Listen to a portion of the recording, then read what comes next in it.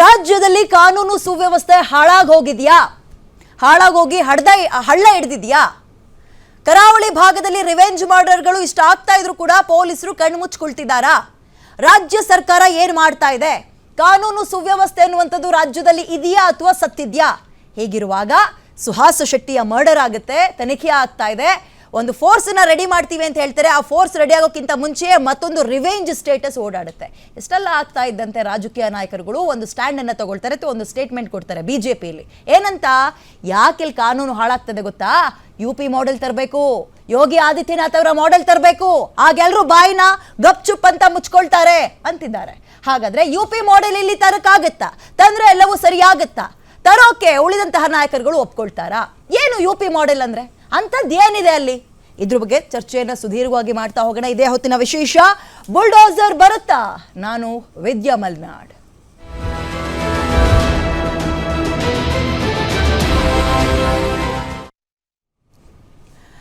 ಕಾನೂನು ಸುವ್ಯವಸ್ಥೆ ರಾಜ್ಯದಲ್ಲಿ ಇದೆಯಾ ಅಥವಾ ಇಲ್ವಾ ಅನ್ನುವಂತಹ ಪ್ರಶ್ನೆ ಮತ್ತೆ ಕೇಳ್ಕೊಳ್ಳುವ ಪರಿಸ್ಥಿತಿಗೆ ರಾಜ್ಯ ಬಂದು ತಲುಪಿದೆ. ಹಾಗಾದ್ರೆ ಇನ್ನು ಮುಂದೆ ದೊಂಬಿ ಗಲಾಟೆಯನ್ನು ಎಬ್ಬಿಸುವಂತವರಿಗೆ ಏನ್ ಕ್ರಮ ತಗೊಳ್ತಾರೆ?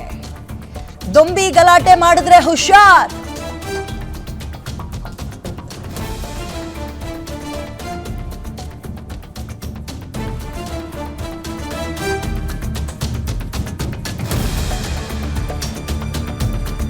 ಯೋಗಿ UP ಮಾಡೆಲ್ ಕರ್ನಾಟಕದಲ್ಲೂ ಜಾರಿ ಆಗುತ್ತಾ? ಕೊಲೆ ಮಾತ್ರ ಅಲ್ಲ, ಹಲ್ಲೆ ಮಾಡಿದ್ರು ಹುಷಾರ್. ಕಿರಾತಕರ ಮನೆಗಳಿಗೆ ಬುಲ್ಡೋಸರ್ ನುಗ್ಗಿಸ್ತಾರ ಸಿದ್ದರಾಮಯ್ಯ? ಕರಾವಳಿ ರಕ್ತ ಚರಿತ್ರೆ ಕಂಟ್ರೋಲ್ಗೆ ಬಿಜೆಪಿ ಏನ್ ಡಿಮ್ಯಾಂಡ್ ಇಡ್ತಾ ಇದೆ ರಾಜ್ಯಕ್ಕೆ? ಕಾನೂನನ್ನ ಕೈಗೆತ್ಕೊಂಡವರಿಗೆ ರಕ್ಷಣೆ ಕೊಡಬಾರದು. ನಿಜ ಅದು. ಗೂಂಡಾ ರಾಜ್ಯ ಅಂತ ಇದ್ದ UP ಈಗ ಹೇಗ್ ಬದಲಾಗಿದೆ? ಭಯದಲ್ಲಿದ್ದಾರೆ ಜನ ಅಲ್ಲಿ. ಯೋಗಿ ಬುಲ್ಡೋಸರ್ ಕ್ರಮದಿಂದ ಶಾಂತಿ ನೆಲೆಸಿದೆ ಅಂತ ಬಿಜೆಪಿ ಹೇಳ್ತಾ ಇದೆ. ಸಂಬಂಧಿಕರಾದ್ರೂ ಬಿಡಲ್ಲ ಅನ್ನೋ ಸಂದೇಶವನ್ನ ಯೋಗಿ ಕೊಟ್ಟಿದ್ದಾರೆ. ಅಂಥದ್ದೇ ಇಲ್ಲಿಗೆ ಬರಬೇಕು. ನಮ್ಮ ರಾಜ್ಯದಲ್ಲೂ ಅಂಥದ್ದೇ ಒಂದು ಮೆಸೇಜ್ ಪಾಸ್ ಆಗಬೇಕು. ಹಿಂಸೆಗೆ ಇಳಿದ್ರೆ ಕಾನೂನಿನ ಚೌಕಟ್ಟಿನಲ್ಲಿ ತಕ್ಕ ಪಾಠವನ್ನ ಕಲಿಸಬೇಕು. ಕಾನೂನು ಅಂದ್ರೆ ಭಯ ಇರಬೇಕು. UP ಬುಲ್ಡೋಸರ್ ಮಾದರಿ ಅನುಸರಿಸಿ ಅಂತ ಬಿಜೆಪಿ ಒತ್ತಾಯವನ್ನ ಮಾಡ್ತಾ ಇದೆ. ಕರಾವಳಿ ಶಾಂತ ಸ್ಥಿತಿಗೆ ಸೂಕ್ತ ಕ್ರಮ ತಗೊಳ್ಬೇಕು ಅಂತ ಕಾಂಗ್ರೆಸ್ ಹೇಳ್ತಾ ಇರುವ ಹೊತ್ತಲ್ಲೇ ಕಿರಾತಕರ ಮನೆಗಳಿಗೆ ನೀವು ಬುಲ್ಡೋಸರ್ ನುಗ್ಸಿ UP ಮಾಡೆಲ್ ತನ್ನಿ ಅಂತ DV ಸದಾನಂದ ಗೌಡರು ಹೇಳ್ತಾ ಇದ್ದಾರೆ. ಉತ್ತರ ಪ್ರದೇಶ ಅಂತ ಹೇಳಿದರೆ ಗೂಂಡಾ ರಾಜ್ಯ ಅಂತಲೇ ಇತ್ತು. ಉತ್ತರ ಪ್ರದೇಶದಲ್ಲಿ ಕೇವಲ ಯಾವುದೋ ಒಂದು ಧರ್ಮಕ್ಕೆ, ಒಂದು ಪಂಗಡಕ್ಕೆ ಸೇರಿದವರು ಮಾತ್ರ ಅಲ್ಲ, ಎಲ್ಲರೂ ಮಾಡ್ತಾಯಿದ್ರು. ಯಾವಾಗ ಅಲ್ಲಿಯ ಚೀಫ್ ಮಿನಿಸ್ಟ್ರು ಯೋಗಿಯವರು ಆಲೋಚನೆ ಮಾಡಿದ್ರ ಇದಕ್ಕೆಲ್ಲ ಸರಿಯಾದ ಉತ್ತರ ಕೊಡಬೇಕು ಅಂತ, ಯಾರೇ ಆಗಲಿ ಆ ಮನುಷ್ಯನೇ ವಿರೋಧಿಯಾಗಿ ಕೆಲಸ ಮಾಡುವಂಥ ಆ ಪ್ರವೃತ್ತಿಯ ಮಾನಸಿಕತೆಯನ್ನು ನಿಲ್ಲಿಸಬೇಕು ಅಂತ ಹೇಳಿದರೆ ನಿರ್ದಾಕ್ಷಿಣ್ಯ ಕ್ರಮಗಳನ್ನು ಕೈಗೊಳ್ಳಬೇಕು ಅಂತ ನಿಶ್ಚಯ ಮಾಡಿದ್ರು. ಬುಲ್ಡೋಸರು, ಗಿಲ್ಡೋಸರು, ಕೋರ್ಟುಗಳು, ಮತ್ತೊಂದು ಏನೇ ಹೇಳಿರ್ಬೋದು, ಆದರೆ ಸಮಾಜದಲ್ಲಿ ಶಾಂತಿ ನೆಮ್ಮದಿ ಇರ್ತದೆ ಸರ್. ಇಲ್ಲ ಇದ್ದರೆ ಮೊನ್ನೆ ಇಡೀ ದೇಶದ 140 ಕೋಟಿಯಲ್ಲಿ ಸುಮಾರು 65-70 ಕೋಟಿ ಜನ ಆ ಕುಂಭಮೇಳಕ್ಕೆ ಹೋಗಿ ಯಾವುದೇ ಒಂದು ತೊಂದರೆ ಗಲಾಟೆ ಇಲ್ಲದೆ ಬರುವಂಥದ್ದನ್ನು ಮಾಡಲಿಕ್ಕೆ ಸಾಧ್ಯತೆ ಇತ್ತು ಸರ್. ಆ ಕಮಿಟ್ಮೆಂಟ್, ಆ ರಾಜಕೀಯ ಇಚ್ಛಾಶಕ್ತಿ, ಏನಾದರೂ ನನ್ನ ರಾಜ್ಯದಲ್ಲಿ ಗೂಂಡಾಗಿರಿಗೆ ಅವನು ಯಾವನೇ ಆಗಲಿ ನನ್ನ ಸಂಬಂಧಿಕ ಆದರೂ ಬಿಡುವುದಿಲ್ಲ ಅಂತ ಹೇಳುವಂಥ ಆ ಒಂದು ಸಂದೇಶ ಕೊಟ್ಟರಲ್ಲ, ಅದು ಕರ್ನಾಟಕದಲ್ಲಿ ಆಗ್ತಾನೇ ಇಲ್ಲ, ಆಗಲಿಕ್ಕೆ ಸಾಧ್ಯವೂ ಇಲ್ಲ. ಕಾಂಗ್ರೆಸ್ ಆಡಳಿತ ಅಂತೂ ಅಂಥವರಿಗೆ ಬೆಂಬಲನೇ ಕೊಡುವಂಥ ಪ್ರಯತ್ನಗಳನ್ನು ಮಾಡ್ತಾಯಿದೆ. ಉತ್ತರ ಪ್ರದೇಶ ಅಂತ ಹೇಳಿದರೆ ಓಕೆ, ಹಾಗಾದರೆ ಬಿಜೆಪಿಯ ಸ್ಟ್ಯಾಂಡ್ UP ಮಾದರಿನ ಇಲ್ಲಿಗೆ ತರಬೇಕು ಅಂತ ತಂದರೆ ಎಲ್ಲವೂ ಸರಿಯಾಗುತ್ತಾ? ತರೋಕೆ ಬೇರೆ ಸರ್ಕಾರ ಅಂದರೆ ರಾಜ್ಯ ಸರ್ಕಾರ ಒಪ್ಕೊಳ್ಳುತ್ತಾ? ಕಾಂಗ್ರೆಸ್ ಒಪ್ಕೊಳ್ಳುತ್ತಾ? ಇದ್ರ ಬಗ್ಗೆ ಚರ್ಚೆಯನ್ನು ಮಾಡ್ತಾ ಹೋಗೋಣ. ನಮ್ಮ ಜೊತೆ ಗೆಸ್ಟ್ಗಳು ಕೂಡ ಇದ್ದಾರೆ. ಮೊದಲಿಗೆ ವೆಲ್ಕಮ್ ಮಾಡ್ಕೊಳ್ತೀನಿ. ಬಿಜೆಪಿಯ ವಕ್ತಾರೆ ಕಾಂತಿ ಶೆಟ್ಟಿ ನಮ್ಮ ಜೊತೆ ಇದ್ದಾರೆ. ನಮಸ್ತೆ ಮೇಡಮ್, ಕಾರ್ಯಕ್ರಮಕ್ಕೆ ಸ್ವಾಗತ. ಅದೇ ರೀತಿಯಾಗಿ JDS ಕಡೆಯಿಂದ ಮಹೇಶ್ ಗೌಡ್ರು ನಮ್ಮ ಜೊತೆ ಇದ್ದಾರೆ. ಸರ್ ನಮಸ್ತೆ, ಕಾರ್ಯಕ್ರಮಕ್ಕೆ ಸ್ವಾಗತ ತಮಗೆ. AAP ಇಂದ ಡಾಕ್ಟರ್ ದಿನೇಶ್ ಹೇರೋಹಳ್ಳಿ ಅವರು ನಮ್ಮ ಜೊತೆ ಇದ್ದಾರೆ. ಸರ್ ನಿಮಗೂ ಕಾರ್ಯಕ್ರಮಕ್ಕೆ ಸ್ವಾಗತ. ಜೊತೆಗೆ ಮುಸ್ಲಿಂ ಮುಖಂಡ ಸಾದಿಕ್ ಪಾಷಾ ಕೂಡ ನನ್ನ ಜೊತೆ ಇದ್ದಾರೆ. ಸರ್ ನಮಸ್ತೆ, ಕಾರ್ಯಕ್ರಮಕ್ಕೆ ಸ್ವಾಗತ ಪಾಷಾ ಅವರೇ. ಇನ್ನು ಹಿಂದೂ ಮುಖಂಡ ಜಯಂತ್ ಅವರು ನಮ್ಮ ಜೊತೆ ಇದ್ದಾರೆ. ಸರ್ ನಿಮಗೂ ಕಾರ್ಯಕ್ರಮಕ್ಕೆ ಸ್ವಾಗತ. ಸೊ ಮೊದಲನೇದಾಗಿ ರಿಯಾಕ್ಷನ್ಸ್ನ ತಗೋಬಿಡೋಣ. ಕಾಂತಿ ಶೆಟ್ಟಿ ಅವರೇ ಹೇಳಿ, ನಿಮ್ಮ ಸ್ಟ್ಯಾಂಡ್, ನಿಮ್ಮ ಪಕ್ಷದ ಸ್ಟ್ಯಾಂಡ್ UP ಮಾದರಿ ಇಲ್ಲಿಗೆ ತರಬೇಕು ಅಂತ ನಿಮ್ಮ ಅಭಿಪ್ರಾಯ ಏನು? ಕರ್ನಾಟಕ ಎಲ್ಲರಿಗೆ ಮಾದರಿ ಆಗಬೇಕಂತಹ ರಾಜ್ಯ. ಕರ್ನಾಟಕದಲ್ಲಿ ಈ ಥರ ಸುಲಿಗೆಗಳು ಈ ಥರ ಇಷ್ಟೊಂದು ಈ ಮಟ್ಟಕ್ಕೆ ಬಂದಿರಲಿಲ್ಲ. ಇವತ್ತು UP ಮಾದರಿಯಲ್ಲಿ ಏನಿದೆ, ಕೋಮು ಗಲಭೆಗಳಿಗೆ ಯಾರು ಪ್ರಚೋದನೆ ಮಾಡ್ತಾರೆ ಅಥವಾ ಅದರಲ್ಲಿ ಯಾರು ಭಾಗಿಯಾಗ್ತಾರೆ ಅಂಥವರ ವಾಸವಿರುವಂತಹ ಮನೆಯನ್ನ ಬುಲ್ಡೋಜರ್ ಹಿಡಿದು ಹೊಡಿತಾರೆ. ತಪ್ಪೇನಿದೆ ಇದರಲ್ಲಿ? ನಾವು ಈ ಕೆಲಸನ UP ಮಾದರಿ ಅಂತಲ್ಲ. ಯಾವಾಗ ನಾವು ಶರತ್ ಮಡಿವಾಳ ಆಯ್ತು, ಹರ್ಷ ಆಯ್ತು, ಅಥವಾ ಫಾಸಿಕ್ ಆಯ್ತು, ಇನ್ನೊಬ್ರದ್ದಾಯ್ತು, ಒಂದು 20-26 ಜನ ಕಾರ್ಯಕರ್ತರು ಮಾತ್ರ ಅಲ್ಲ. ಜಾತಿ ಬೇರೆ, ಯಾರೇ ಆಗ್ಲಿ, ಸತ್ತವರು ಸತ್ತಿದಾರಲ್ಲ, ಅದೇ ಟೈಮಲ್ಲಿ ಯಾವುದೇ ಇರಲಿ, ಫಾಸಿಕ್ ಅಂತಲೇ ಹೇಳಿದೆ ಅಲ್ಲ. ಮುಸಲ್ಮಾನ ಹಿಂದೂ ಅಂತ ಹೇಳೋದು ನೀವು ಸರ್. ನಾನು ಹೇಳ್ತೀನಿ ಕೇಳಿ, 90% ಸರ್, ನನಗೆ ರಿಯಾಕ್ಷನ್ ಇದು 90% ಮುಸಲ್ಮಾನರ ಬಗ್ಗೆ ನಾನು ಮಾತಾಡ್ತಿಲ್ಲ. ಕೆಲವು 10% ಮುಸಲ್ಮಾನರು ಇದಾರಲ್ಲ ಇವತ್ತು, ಅವತ್ತು ಮಾಡ್ತಿರುವಂತ ಇಲ್ಲಿ ನಾವು ಮುಸಲ್ಮಾನ ಮುಖಂಡರಿಗೆ ಈ ವಾಹಿನಿ ಮುಖಾಂತರ ಕೇಳೋದು, ಧಾರ್ಮಿಕ ಮುಖಂಡರಿಗೆ ಕೇಳ್ತಿರೋದು, ಆ 10% ಜನರಿಂದ ಇಡೀ ಸಮುದಾಯ ಕೆಟ್ಟ ಹೆಸರು ಬರ್ತಾ ಇದಲ್ಲ. ನೀವೇನ್ ಮಾಡ್ತಾ ಇದ್ದೀರಾ ಹೇಳಕ್ ಆಗ್ತಾ ಇಲ್ವಾ? ಕುಕ್ಕರ್ ಗಲಭೆ ಆದಾಗ ಗೊತ್ತಾಗಿಲ್ವಾ? ಅಥವಾ ಇಲ್ಲಿ ಹೋಟ್ಲಲ್ಲಿ ಆಯ್ತಲ್ಲ, ರಾಮೇಶ್ವರಂ ಆಯ್ತು, ಅವಾಗ ಏನ್ ಗೊತ್ತಾಗಿಲ್ವಾ? ಪಾದರಾಯನಪುರ ಆಯ್ತು, ಅವಾಗ ಗೊತ್ತಾಗಿಲ್ವಾ? ಅಥವಾ ಏನು DJ ಹಳ್ಳಿ KG ಹಳ್ಳಿ ಆಯ್ತು, ಈ ಏನು MLA ಗಳ ಮನೆಗೆ ಬೆಂಕಿ ಹಾಕಿದ, ಅವಾಗ ಗೊತ್ತಾಗಿಲ್ಲ? ಹಳೆ ಹುಬ್ಳಿ ಪೊಲೀಸ್ ಸ್ಟೇಷನ್ಗೆ ನುಗ್ಗಿದಾಗ ಗೊತ್ತಾಗಿಲ್ಲ? ಮೈಸೂರಲ್ಲಿ ಆದಾಗ ಗೊತ್ತಾಗಿಲ್ಲ? ಇಷ್ಟು ಜನ ಇದಾಗ ನಾವು ಹೇಳುದು ಇವತ್ತು UP ಮಾದರಿ ಅಂತಲ್ಲ. ಅವತ್ತೇ ಅಂದಿಗೆ ಏನಾದ್ರೂ ಯಾರು ಮಾಡಿದ್ದಾರೆ, ಅವ್ರ ಮನೆಗೆ ಬುಲ್ಡೋಸರ್ ಹೊಡೆದಿದ್ರೆ ಇವತ್ತು ಈ ತರ ಬರ್ತಾ ಇರಲಿಲ್ಲ. ಇವತ್ತು ಕಾಲ ಮಿಂಚಿಲ್ಲ. ನಾವು ಹೇಳ್ತಿರೋದು UP ಮಾದರಿ ಅದು ಅಂತ ಹೇಳ್ತಾ ಇಲ್ಲ. ತಪ್ಪಿತಸ್ಥರನ್ನ, ಸರಿಯಾದ ತಪ್ಪಿತಸ್ಥರನ್ನ ಹುಡುಕಿ ಹೊಡೆದ್ರೆ ಅಟ್ಲೀಸ್ಟ್ ಮುಂದಕ್ಕಾದ್ರು, ಹಿಂದೂ ಇರ್ಲಿ ಮುಸಲ್ಮಾನ ಇರ್ಲಿ, ನಾನು ಹೇಳೋದಿಷ್ಟೇ, ಮತ್ತೊಮ್ಮೆ ನಾನು ಹೇಳೋದಿಷ್ಟೇ, ಎಲ್ಲ ಮುಸಲ್ಮಾನ ಕೆಟ್ಟವರಲ್ಲ. ಆದ್ರೆ ಕೆಲವು ಹುಳುಗಳಿದಾವೆ ನೋಡಿ, ಅವರನ್ನು ಗುಂಡಿಕ್ಕಿ ಹೊಡೀರಿ. ಯಾರು ಈ ಕೆಲಸ ಮಾಡ್ತಾರೆ ಅವರನ್ನು ಗುಂಡಿಕ್ಕಿ ಹೊಡೀರಿ. ಅದು ಹಿಂದುವೇ ಆಗ್ಲಿ ಮುಸ್ಲಿಮೇ ಆಗ್ಲಿ, ಯಾರು ಮನುಷ್ಯನ ಒಂದು ಹತ್ಯೆಯಿಂದ ಹಿಡಿದು ದನದ ಕೆಚ್ಚಲವರೆಗಡೆ ಕೊಚ್ಚಾಕುವಂತ ಕೆಲಸ ಈ ಸಮಾಜದಲ್ಲಿ, ಇದನ್ನ ನಾಗರಿಕ ಸಮಾಜದ ನೋಡ್ಬೇಕಾ? ಇದು ಕರ್ನಾಟಕದಲ್ಲಿ ನಡಿಬೇಕಾ? ಈ ತರ ನಡಿ ವೆಲ್ಕಮ್ ಮಾಡ್ತೀರಾ, ಅದು ಬರ್ಬೇಕು ನಮ್ಮಲ್ಲಿ ಅಂತ ಅಲ್ವಾ? ನಾನು ಅದು ಮಾದರಿ ಅಂತ ಹೇಳ್ತಾ ಇಲ್ಲ. ತಪ್ಪಿತಸ್ಥರಿಗೆ ಶಿಕ್ಷೆ ಆಗ್ಲೇಬೇಕು, ಅಲ್ಲಿವರೆಗಡೆ ಹೋರಾಟ ತಪ್ಪಿದಲ್ಲ. ಇದು ಇವತ್ತು ನಾವೆಲ್ಲ ಒಗ್ಗಟ್ಟಾಗುವಂತ ಸಮಯ. ಇಡೀ ದೇಶ, ಇಡೀ ವಿಶ್ವವೇ, ಇಡೀ ವರ್ಲ್ಡ್ ಭಾರತದತ್ತ ನೋಡ್ತಾ ಇದೆ. ಇಡೀ ವರ್ಲ್ಡೇ ನಮ್ಮ ಹತ್ರ ಕೈ ಜೋಡಿಸ್ತಾ ಇರುವಾಗ ಇಲ್ಲಿರುವ ಕೆಲವೇ ಹುಳುಗಳು, ಕೆಲವೇ ಈ ತರ ಇದು ಮಾಡ್ತಾ ಇದ್ದಾರೆ ನೋಡಿ, ಅಂತವರನ್ನ ಯಾಕೆ ಬಹಿಷ್ಕಾರ ಮಾಡ್ತಾ ಇಲ್ಲ? ಯಾಕೆ ಅವ್ರಿಗೆ ಸರಿಯಾದ ಶಿಕ್ಷೆ ಕೊಡ್ತಾ ಇಲ್ಲ? ಯಾಕೆ ಭಯನೇ ಇಲ್ಲ ಈ ಕೆಲವರಿಗೆ? ಈ ಕಾಂಗ್ರೆಸ್ ಗವರ್ಮೆಂಟ್ ಬಂದಾಗಿನಿಂದ ಭಯ ಇಲ್ಲ. ಯಾಕೆ? ಏನೇ ಮಾಡಿದ್ರಿ ಆಚೆ ಬರ್ಬೋದಾ? ಕೊಚ್ಚಿ ಕೊಲೆರಿ, ಅಲ್ಲಿ ಕ್ಯಾಮರಾದಲ್ಲಿ ಅಷ್ಟು ಕ್ಲೀನ್ ಆಗಿ ಕಾಣ್ತಾ ಇದೆ. ಹೆಣ್ಮಕ್ಳು ಯಾರೋ ಒಬ್ರು ಇಬ್ರು ಹೆಣ್ಮಕ್ಳು ಕಳಿಸ್ತಾ ಇದಾರೆ, ಅದನ್ನ ನೋಡಿನೂ ಇನ್ನ ಇದು ಸುಮ್ಮನೆ ಇದೀರ ಅಂತ ಹೇಳಿದ್ರೆ ಗುಂಡಿಕ್ಕಿ ಕೊಲೆ ಮಾಡಬಾರ್ದ? ಫಸ್ಟ್ ರಿಯಾಕ್ಷನ್ ತಗೊಳ್ತೀನಿ ರೀ. ಪಾಶಾ ಅವರೇ ಹೇಳಿ, ಪಾಶಾ ಅವರೇ, ಆ ಮಾದರಿನ ತರಬೇಕಾ ನಾವು? ನಿಮ್ಮ ಅಭಿಪ್ರಾಯ? ಮೇಡಮ್ ನೋಡಿ, UPನಲ್ಲಿ ಬುಲ್ಡೋಸರ್ ಇದು ಬಂದಿದ ಮೇಲೆ ಇನ್ನು ಕೊಲೆಗಳು ಜಾಸ್ತಿ ಆಗ್ತಾ ಇದೆ, ರೇಪ್ಗಳು ಜಾಸ್ತಿ ಆಗ್ತದೆ. ದಿವಸಕ್ಕೆ 2-3 ಆಗ್ತಾನೆ ಇದೆ. ಕ್ರೈಮ್ ರೇಟ್ ನೀವು ಲಿಸ್ಟ್ ತೆಗೆದಿಲ್ಲ ಮುಂಚೆ ಇಲ್ಲ, ನೀವು ತೆಗಿ ಗೊತ್ತಾಗುತ್ತೆ. ಈ ಸೋಷಿಯಲ್ ಮೀಡಿಯಾನಲ್ಲಿ ನೋಡಿ ನೀವು, ದಿವಸಕ್ಕೆ ಒಂದೊಂದು UPನಲ್ಲಿ ಎಲ್ಲ ಮೋಬ್ ಲಿಂಚಿಂಗ್ ಆಗ್ತಾ ಇದೆ, ಬಡವರನ್ನು ಹೊಡಿತಾ ಇದ್ದಾರೆ. ಅದು ನೋಡಿ. ಇನ್ನೊಂದು ಏನಂದ್ರೆ, UPದಲ್ಲಿ ಏನಿತ್ತು ಮುಂಚೆ ಎಲ್ಲ ಕ್ರೈಮ್ ಆಗ್ತಾ ಇದೆ, ಇಲ್ಲಿಗಲ್ ಕ್ರೈಮ್ ಆಗ್ತಾ ಇತ್ತು ಮುಂಚೆ. ಈಗ ಏನಾಗಿದೆ ನೋಡಿ, ಅಲ್ಲಿ ಯೋಗಿಯವರಿದ್ದಾರಲ್ಲ, ಅವ್ರ ಮೇಲೂ ಕೇಸ್ಗಳು ಇತ್ತು, ಯಾವ್ಯಾವುದು ಕೇಸ್ ಇದೆ ಅವ್ರ ಮೇಲೆ, ಅವ್ರನ್ನು ಮೇಲಿತ್ತು. ಈಗ ಚೀಫ್ ಮಿನಿಸ್ಟರ್ ಅವರು, ಅಮಿತ್ ಶಾ ಅವ್ರ ಮೇಲೂ ಏನೇನು ಕೇಸ್ ಇತ್ತು. ಈಗ ಹೋಮ್ ಮಿನಿಸ್ಟರು. ಈಗ UPನಲ್ಲಿ ಏನಾಗಿದೆ, ಇಲ್ಲಿಗಲ್ ಕ್ರೈಮು ಜಾಸ್ತಿ ಇತ್ತು, ಈಗ ಲೀಗಲ್ ಕ್ರೈಮ್ ಜಾಸ್ತಿ ಇದೆ. ಲೀಗಲ್ ಆಗಿ ಸಾಧಿಸ್ತಾ ಇದ್ದಾರೆ. ಈಗ ಮುಂಚೆ ಇಲ್ಲಿಗಲ್ ಆಗಿ ಸಾಯಿಸ್ತಾ ಇದ್ರು, ಲೀಗಲ್ ಆಗಿ ಏನನ್ನ ಹೆಸರು ಹಾಕಬೇಕು, ಏನು ಅವನು ಆತಂಕವಾದಿ, ಅವನು ಹಂಗೆ ಮಾಡ್ದ ಹಿಂಗೆ ಮಾಡ್ದ ಅಂತ ಅವ್ನ ಮನೇನು ಹಾಳು ಮಾಡೋದು, ಬುಲ್ಡೋಸರ್ ಅದ್ದು ಬಿಡೋದು. ಒಬ್ಬ ಮಾಡೋದು ತಪ್ಪಕ್ಕೋಸ್ಕರ ಪಾಪ ಒಂದು 5-10 ಜನ ಬೀದಿಗೆ ಬರಬೇಕು. ಯಾರ ಮನೆ ಏನು ಅಂತ ನೋಡಲ್ಲ. ಎಷ್ಟು ಕೇಸ್ಗಳಿದೆ. ಈಗ ನೋಡಿ, ಗೌರ್ಮೆಂಟ್ ಏನನ್ನ ಚೇಂಜ್ ಆದ್ರೆ ಯೋಗಿ ಫಸ್ಟ್ ಜೈಲ್ಗೆ ಹೋಗ್ತಾರೆ. ಈ ಬುಲ್ಡೋಸರ್ಗೋಸ್ಕರ, ಬುಲ್ಡೋಸರ್ ಕೇಸ್ನಲ್ಲಿ ಜೈಲ್ಗೆ ಹೋಗ್ತಾರೆ ಯೋಗಿ. ಈಗ ಸೇಮ್ ಅದೇ ಬುಲ್ಡೋಸರ್ ಅದೇ ಬುಲ್ಡೋಸರ್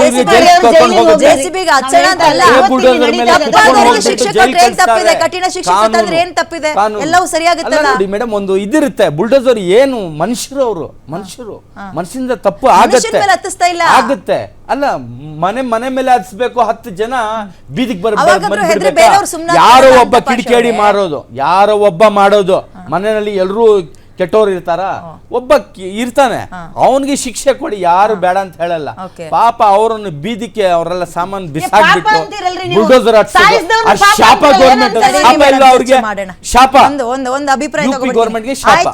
ಆಯ್ತು. ಈಗ ಮಹೇಶ್ ಗೌಡ್ರೆ ಹೇಳಿ, ವೆಲ್ಕಮ್ ಮಾಡ್ತೀರಾ ಈ ರೀತಿಯ ಕಠಿಣ ಕ್ರಮಗಳನ್ನು ನಮ್ಮ ರಾಜ್ಯದಲ್ಲಿ?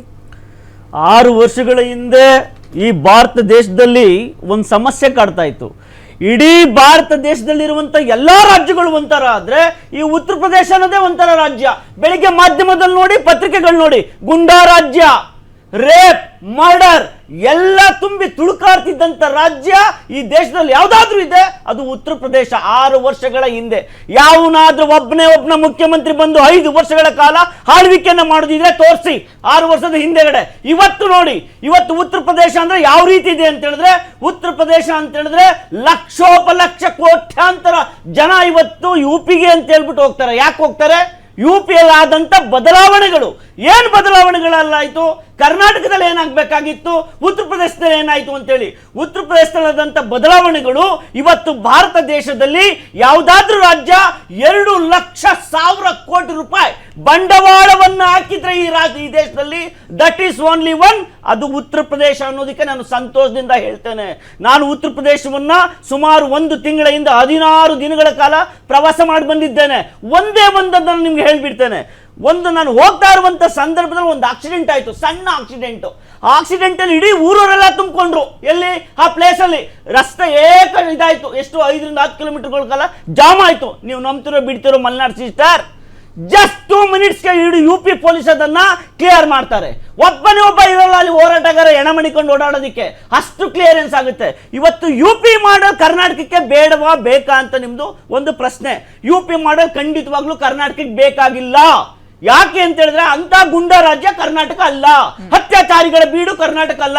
ಏಸ್ಕೆ ಆಗುತ್ತೆ ಮಾತನಾಡೋದಕ್ಕೆ ನಮ್ಗೆ. ಹಾಗಾದ್ರೆ what is our going on here? ಇಲ್ಲೇನಾಗ್ತಾ ಇದೆ? ಹಾಗಾದ್ರೆ UP ಮಾಡಲ್ ಏನಿತ್ತು ಹಿಂದೆಗಡೆ 6 ವರ್ಷಗಳ ಹಿಂದೆ, ಅದು ಇಲ್ಲಿ ಇವತ್ತು ಬೇರೂರೋದಿಕ್ಕೆ, ತಳಪಾಯವನ್ನು ಹಾಕೊಡೋದಿಕ್ಕೆ ಒಂದು ಕರಾವಳಿ ಎಂಬ ಪ್ರದೇಶದಲ್ಲಿ ಅಗ್ನಿ ಜ್ವಾಲೆಯನ್ನು ನಾವು ಇವತ್ತು ನೋಡ್ತೀವಿ. ಹಾಗಾದ್ರೆ UP ಮಾಡಲ್ ಕರ್ನಾಟಕಕ್ಕೆ ಬೇಕಾ? ಖಂಡಿತ ಬೇಕಾಗಬಹುದೇನೋ ಮುಂದೆಗಡೆ, ಸದ್ಯಕ್ಕಂತೂ ಬೇಡ. ಯಾಕೆ ಅಂತ ಹೇಳಿದ್ರೆ ಇಲ್ಲಿರೋ ತುಷ್ಟೀಕರಣ, ಇಲ್ಲಿರೋ ರಾಜ್ಯದ ರಾಜಕಾರಣ, ಇಲ್ಲಿ ನಡೀತಾ ಇರ್ತಕ್ಕಂಥ ತಮ್ಮನ್ನ ತಾವು ಬೆಳೆ ಬೆಳೆಸ್ಕೊಳ್ತಕ್ಕಂಥ ರಾಜಕಾರಣಿಗಳು ಇಲ್ಲಿ ನಿಜವಾಗ್ಲೂ ಚೇಂಜ್ ಆಗ್ಬೇಕಾಗುತ್ತೆ. ಸಾದಿಕ್ ಅವರು ಹೇಳಿದ್ರು, ಯೋಗಿ ಮೇಲೆ ಅಷ್ಟು ಕೇಸ್ ಇದೆ, ಎಲ್ಲಿ ಪ್ರಧಾನ ಮಂತ್ರಿ ಮೇಲೆ ಅಷ್ಟು ಕೇಸ್ ಇದೆ. ಮಿಸ್ಟರ್ ಸಾದಿಕ್ ಸಾಹೇಬ್ರೆ, ರಾಹುಲ್ ಗಾಂಧಿ ಮೇಲೆ 18 ಕೇಸ್ ಇದೆ. ಈ ದೇಶದ ಏನಾಗಿದ್ದಾರೆ ವಿರೋಧ ಪಕ್ಷದ ನಾಯಕ. ಒಂದ್ ಮಾತು ಹೇಳ್ಬಿಡ್ತೀನಿ, ಸನ್ಮಾನ್ಯ DK ಶಿವಕುಮಾರ್ ಕೇಸ್ ಇದೆ, 19 ಕೇಸ್ ಇದೆ. ಈ ರಾಜ್ಯದ ಉಪಮುಖ್ಯಮಂತ್ರಿ ಸನ್ಮಾನ್ಯ 8 ಕೇಸ್ ಇದೆ. ಯಾರ ಮೇಲೆ? ನಮ್ಮ ಈ ಉಪಮುಖ್ಯಮಂತ್ರಿಗಳ ಮೇಲೆ, ಈ ರಾಜ್ಯದ ಮುಖ್ಯಮಂತ್ರಿ. ನೋಡಿ, what I am telling madam, ಇವತ್ತು ಕರ್ನಾಟಕ ರಾಜ್ಯದಲ್ಲಿ ನಡೀತಾ ಇರತಕ್ಕಂತಹ ದುಷ್ಕೃತ್ಯಗಳಿಗೆ, ಉತ್ತರ ಪ್ರದೇಶದಲ್ಲಿ ನಡೀತಾ ಇರತಕ್ಕಂಥ ದುಷ್ಕೃತ್ಯಗಳಿಗೆ 6 ವರ್ಷದಲ್ಲಿ, ಕೇವಲ 6 ವರ್ಷದಲ್ಲಿ 10,800 ಎನ್ಕೌಂಟರ್ ಉತ್ತರ ಪ್ರದೇಶದಲ್ಲಿ. ಕರ್ನಾಟಕದಲ್ಲಿ ಎಷ್ಟು ಎನ್ಕೌಂಟರ್ ಮಾಡಿದ್ದೀರಾ? ಉತ್ತರ ಪ್ರದೇಶದಲ್ಲಿ ಏನಾದ್ರೂ ಕೊಲೆ ಅತ್ಯಾಚಾರಗಳು ನಡೆದ್ರೆ ಸದ್ಯಕ್ಕೆ ಎನ್ಕೌಂಟ್ರು. ಕರ್ನಾಟಕದಲ್ಲಿ ನೀವು ಆ ರೀತಿ ಏನಾದ್ರು ಮಾಡಿದ್ರೆ, ಫಾರ್ ಎಕ್ಸಾಂಪಲ್ ನಾಗಮಂಗಲದಲ್ಲಿ ನಡೆದಂತ ಗಲಭೆ, ಗಣೇಶನ್ ಕುಂಡಿಸ್ತನು A1, ಕಲ್ಲೋಡದಲ್ಲಿ A21, ಎಲ್ಲಿ? ನಾಗಮಂಗಲದಲ್ಲಿ. ಗಣೇಶನನ್ನೇ ಅರೆಸ್ಟ್ ಮಾಡಿ ಕೂರಿಸ್ಬಿಟ್ರಲ್ಲ. ಹೌದಲ್ವಾ? ಗಣೇಶನೇ ಅರೆಸ್ಟ್. ನಾನು ನೀವು ರಿಯಾಕ್ಷನ್ ಕೊಟ್ಟಿದ್ದಾನೆ. ಕರ್ನಾಟಕಕ್ಕೆ ಒಳ್ಳೆಯ ಆಡಳಿತವೇ ಮುಖ್ಯ ಹೊರತು ಬುಲ್ಡೇಜರ್ ಮಾದರಿ ಬೇಡ. ಓಕೆ, ಜಯಂತ್ ಅವರೇ ನಿಮ್ಮ ಅಭಿಪ್ರಾಯ? ನನ್ನ ಅಭಿಪ್ರಾಯ ಏನಂದ್ರೆ, ಯಾವುದಾದ್ರೂ ಒಂದು ರೀತಿಯಲ್ಲಿ ನಿಗ್ರಹ ಮಾಡಿ, ಇವಾಗ ಅವ್ರು ಹೇಳ್ತಾ ಇದ್ರಲ್ಲ, ಅದೇನು ಈ communal anti communal force ready ಮಾಡ್ತೀವಿ ಅಂತ. ಆ ಫೋರ್ಸ್ ಯಾವ ರೀತಿಯಾಗಿರುತ್ತೆ ಅಂದ್ರೆ ಕರ್ನಾಟಕದಲ್ಲಿ ಅದು ಇವ್ರ ಓಲೈಕೆಗೆ ಪೂರಕವಾಗಿರೋ ತರನೇ ಇವ್ರು ಮಾಡೋದೆಲ್ಲಾನು. ಬೆಲೆ ಇಲ್ಲ, ಫೋರ್ಸ್ ರೆಡಿ ಆಗಿ ಕಾನೂನು ಇಲ್ಲ. ಅಲ್ಲ, ಇದು ಜನರ ಕಣ್ಣು ಒರೆಸೋ ತಂತ್ರ ಅಷ್ಟೇನೆ ಇಲ್ಲಿ ಕಾಂಗ್ರೆಸ್ ಪಾರ್ಟಿ ಮಾಡ್ತಾ ಇದೆ.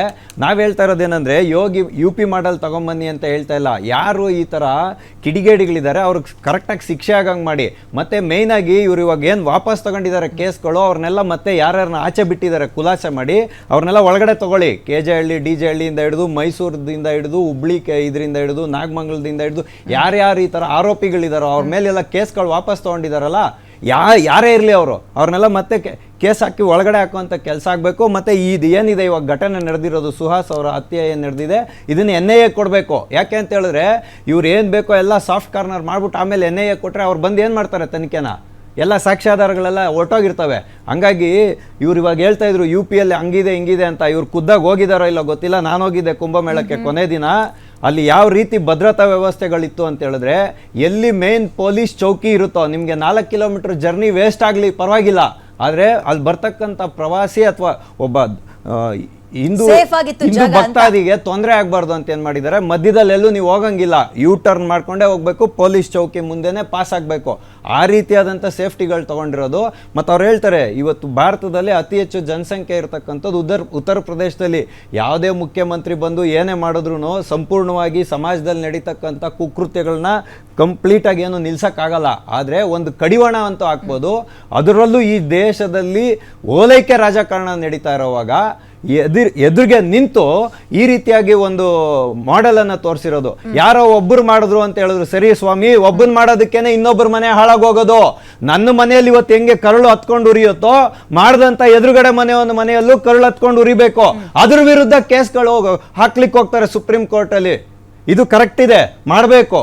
ಇಲ್ಲಿ ಸಿದ್ದರಾಮಯ್ಯನವರ ಸರ್ಕಾರ ಒಂದು ಗಂಭೀರವಾಗಿರುವಂತ ಸ್ಟ್ಯಾಂಡ್ ತಗೊಂಡು ಇದೇ ರೀತಿ ಮಾಡೆಲ್ ಅಲ್ಲಿ ಮಾಡ್ತೀವಿ ಅಂದ್ರೆ ನಾವು ಸ್ವಾಗತ ಮಾಡ್ತೀವಿ, ಅವ್ರಿಗೆ ಎನ್ಕರೇಜ್ ಕೂಡ ಮಾಡ್ತೀವಿ. ಅಚ್ಚುಕಟ್ಟಾಗಿ ಟೈಟ್ ಮಾಡಿದ್ರೆ ಅದೇ ಸಾಕು ಅಂತ ಅಲ್ವಾ? ಅಚ್ಚುಕಟ್ಟಾಗಿ ಮಾಡಲ್ಲ ಇವರು. ಸಮಯ ಕಾದು ಅದನ್ನ ಇವರು ಮಾಡಿದ್ದಾರೆ ಅವರು ಮಾಡಿದ್ದಾರೆ ಅಂತ ಬಿಂಬಿಸುವಂತ ಕೆಲಸವನ್ನು ಮಾಡ್ತಾರೆ ಹೊರತು ಇವರು ಯಾವಾಗ ಸ್ಯಾಫ್ರಾನ್ ಟೆರರಿಸಮ್ ಅಂತ ಬೂಮ್ ಮಾಡಬೇಕು ಅಂತಿದ್ರು, ನಾನು ಹೇಳ್ತೀನಿ ಈ ಮೂಲಕ ಘಂಟಾಘೋಷವಾಗಿ ಹೇಳ್ತೀನಿ, ಯಾವೊಬ್ಬ ಹಿಂದೂನು ಭಯೋತ್ಪಾದನೆನ ಪ್ರಚೋದನೆ ಮಾಡಲ್ಲ, ಭಯೋತ್ಪಾದನೆನ ಅವನ ಅಂತರಾತ್ಮದಲ್ಲೂ ಬರ್ಲಿಕ್ಕೂ ಬಿಡಲ್ಲ. ಆದರೆ ಇವರು ಬರಬೇಕು, ಅದಿದೆ ಅಂತ ಹೇಳುವಂಥ ರೀತಿಯಲ್ಲಿ ಬಿಂಬಿಸುವಂಥ ಪ್ರಯತ್ನ ನಡೀತಾ ಇದೆ. ಇದರಿಂದ ಮುಂದೆ ಅದಾಗುತ್ತೆ, ಬೇಕಾದ್ರೆ ನೀವು ನೋಡ್ಕೊಳ್ಳಿ. ಅಂದರೆ ಎರಡು ಕಡೆಯಲ್ಲೂ ಇದ್ದಾರೆ, ಎರಡು ಕಡೆಯವರು ಮಾಡ್ತಾರೆ ಅಂತ. ನಮ್ಮಲ್ಲಿ ಒಂದು ಆಡು ಮಾತಿದೆ, ರೆಡ್ಡಿ ಬಂದ ಮೊದಲಿಂದ ಶುರು ಮಾಡುವಂಥ. ಈ ಕಡೆಗೆ ಸ್ವಲ್ಪ ಹೋದ್ರೆ ಬಾರ್ಡರ್ ಸೈಡಲ್ಲಿ ಹರಿಕತೆ ಆಗಲಿ, ಒಂದು ಯಾವುದೇ ಒಂದು ಪೂಜೆ ಆಗಲಿ ಪ್ರವಚನ ಆಗಲಿ ನಡೆಯುವಾಗ ಊರಿನ ಮುಖಂಡ ಬಂದ್ರೆ ರೆಡ್ಡಿ ಬಂದ್ರು ಮೊದಲಿಂದ ಶುರು ಮಾಡುವಂತ. ಹಂಗಾಗಿ ಫಸ್ಟು ಸಮಾಜದಲ್ಲಿ ದುರ್ಘಟನೆಗಳನ್ನ ಮಾಡಿದವ್ರು ಯಾರು, ಅವ್ರಿಗೆ ಕಣಿವಾಡ ಹಾಕಿದಿದ್ರೆ ಇದೆಲ್ಲ ರಿಸಲ್ಟ್ಸ್ ಇಲ್ಲಿವರೆಗೂ ಬರ್ತಾ ಇರಲಿಲ್ಲ. ಹಂಗಂತ ನಾನು ಸಮರ್ಥನೆ ಮಾಡಕ್ ಹೋಗ್ತಾ ಇಲ್ಲ. ಇದು ಇಲ್ಲಿಗೆ ನಿಲ್ಬೇಕು. ನಿನ್ನೆ ಎಲ್ಲ ಬಂದಿರೋ ಪೋಸ್ಟ್ಗಳೆಲ್ಲ ಹೆಂಗಿದೆ, ಇದಕ್ಕೆ ಕ್ರಮ ಮಾಡಿ ನೀವು ಫಸ್ಟ್. ಕೊನೆಯದಾಗಿ ನಿಮ್ ರಿಯಾಕ್ಷನ್ ದಿನೇಶ್ ಅವರೇ? ರಿಯಾಕ್ಷನ್ ಏನಂದ್ರೆ ಈಗ ಎಲ್ಲರದು ಕೇಳಿದೆ, ಬಟ್ ನಮ್ಮ ದೇಶ ಲ್ಯಾಂಡ್ ಆರ್ಡ್ರಲ್ಲಿ ಯಾವ ಟಾಪ್ 10 ಕಂಟ್ರೀಸ್ ಇದೆಯಲ್ಲ, ವರ್ಲ್ಡ್ ಜಸ್ಟಿಸ್ ಪ್ರಾಜೆಕ್ಟ್ ಅಂತಲೇ ಇದೆ. ಆ ಟಾಪ್ 30 ಕಂಟ್ರೀಸಲ್ಲಿ ನಾವೆಲ್ಲೂ ಇಲ್ಲ. ಇವ್ರು ಹೇಳ್ಕೊಳ್ಳಂಗೆ ಯಾವ ಉತ್ತರ ಪ್ರದೇಶನೂ ಇಲ್ಲ, ಯಾವ ಕರ್ನಾಟಕನೂ ಇಲ್ಲ. ನಾವು ಈ ಏನು ವರ್ಲ್ಡ್ ಜಸ್ಟಿಸ್ ಪ್ರಾಜೆಕ್ಟ್ ಅಂತ ಮಾಡಿದ್ದಾರೆ, ಅದರಲ್ಲಿ ನಾವು ನೋಡಿದಂಗೆ ಡೆನ್ಮಾರ್ಕು, ನಾರ್ವೆ ಈ ಕಂಟ್ರಿಗಳು ಬರುತ್ತೆ. ಅಮೆರಿಕನೇ 26ನೇ ಸ್ಥಾನಕ್ಕೆ ಬರುತ್ತೆ. ನಾವು ಆ 30 ಕಂಟ್ರೀಸಲ್ಲಿ ಎಲ್ಲೂ ಇಲ್ಲ. ಅಂದರೆ ನಮ್ಮದು ಒಂದು ಗುಂಡಾ ದೇಶ ಈ ದೇಶ ಬಂದು, ಅದರೊಳಗಡೆ ನಾವು ಕರ್ನಾಟಕ ಟಾಪ್ ಇದ್ದೀವಿ. ಅದು ಯಾವ ಕರ್ಮನೋ ಗೊತ್ತಿಲ್ಲ, ಅದು ಯಾವ ರೀತಿ. ಅದು ನಮ್ಮದು ಏನೋ ಇವಾಗ ಬಂದಿರೋದೇನೋ ಒಂದು ಇಂಡಿಯನ್ ಜಸ್ಟಿಸ್ ರಿಪೋರ್ಟ್ ಅಂದ್ಬಿಟ್ಟು, ಅದು ಮೊನ್ನೆ ಡಿಕ್ಲೇರ್ ಆಯಿತು, ಪೇಪರಲ್ಲೆಲ್ಲ ಬಂತು. ಅದರಲ್ಲೇ ನಾವು ಹೈಯೆಸ್ಟ್ ಇರೋದು 6.78 score out of 10. Uttar Pradesh 17ನೇ ಸ್ಥಾನದಲ್ಲಿದೆ. ಇದು ಸರ್ವೆ, ಗೌರ್ಮೆಂಟ್ ಆಫ್ ಇಂಡಿಯಾದ ಸರ್ವೆ ಇವೆಲ್ಲ ನಾನು ಹೇಳ್ತಾ ಇರೋದು. ಉತ್ತರ ಪ್ರದೇಶ 17ನೇ ಸ್ಥಾನದಲ್ಲಿದೆ. ಹಂಗಿಡ್ಕೊಂಡು ನಾವು ಇವತ್ತು ಯಾಕೆ ಈ ದೇಶ ಈ ವ್ಯವಸ್ಥೆ ಹೋಗಿದೆ ಅಂದ್ರೆ, ಒಂದೇ ನಿಮಿಷ ಮೇಡಮ್, ಏನಾಗಿದೆ ಅಂದ್ರೆ ಈ ದೇಶದಲ್ಲಿ ನ್ಯಾಯಾಂಗ, ಕಾರ್ಯಾಂಗ, ಶಾಸಕಾಂಗ 3 ಸತ್ತೋಗಿದೆ. ಇವು 3 ಸತ್ತೋಗಿರೋದ್ರಿಂದ ಇವತ್ತು ಯಾರು ಬೇಕಾದರೂ ಯಾವ ಗುಂಡಾಗಳು ಎಲ್ಲಿ ಏನು ಬೇಕಾದರೂ ಮಾಡ್ಕೋಬೋದು. ಈ ಸರ್ಕಾರಗಳು ಯಾವ ಹೀನಾಯ ಸ್ಥಿತಿಗಿದ್ದಾವೆ ಅಂದರೆ, ನಾನೇ ಒಂದೇ ಎಕ್ಸಾಂಪಲ್ ಕೊಡ್ತೀನಿ. ಈಗ ಏರೋಹಳ್ಳಿ ನಮ್ಮ ಕ್ಷೇತ್ರದಲ್ಲೇ ಒಂದು ಕೆರೆಗೆ ಕೊಳಚೆ ನೀರು ಬಿಟ್ಟಿದ್ರು. ನಾವು ಅಫಿಷಿಯಲ್ಸ್ಗಳು ಹೋಗಿ ಒಂದು ಪ್ರೊಟೆಸ್ಟ್ ಮಾಡಿದ್ದು, ನಾಗರಿಕರು. ಪೊಲೀಸವರು ಏನು ಕೇಸ್ ಹಾಕ್ತಾರೆ ಗೊತ್ತಾ? ಅಟ್ರಾಸಿಟಿ ಕೇಸ್ ಹಾಕ್ತಾರೆ. ಅಂದರೆ ಇದು ಅಹಿಂದ ಸರ್ಕಾರ ಮತ್ತೆ ಅಹಿಂದ ಪೊಲೀಸ್ ಡಿಪಾರ್ಟ್ಮೆಂಟ್. ಇದೇನಾಗಿದೆ ಅಂದ್ರೆ ಇವ್ರಿಗೇನು ಮಾನ ಮರ್ಯಾದೆ ಏನೂ ಇಲ್ಲ. ಮತ್ತೆ ಪೊಲೀಸ್ ಅವರೇ ಒಡ್ಸಕ್ಕೆ ಕರ್ಕ ಬಂದಿರ್ತಾರೆ ನಮ್ಮನ್ನ.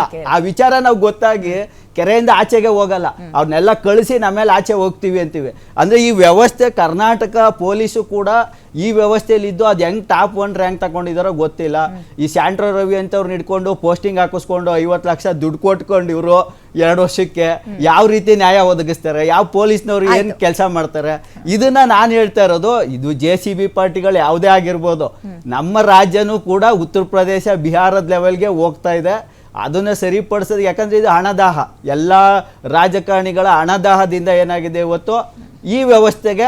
ಇವಾಗ ಬಡ ಮಕ್ಕಳುಗಳಾಗ್ಬೋದು, ಇವತ್ತು ಸಾಮಾನ್ಯ ಜನರು ಒಂದು ನ್ಯಾಯ ಕೇಳೋಕ್ಕೂ ಪರಿಸ್ಥಿತಿ ಇಲ್ಲ. ಆ ಪರಿಸ್ಥಿತಿ ರಾಜ್ಯದಲ್ಲಿ ಉಂಟಾಗಿದೆ.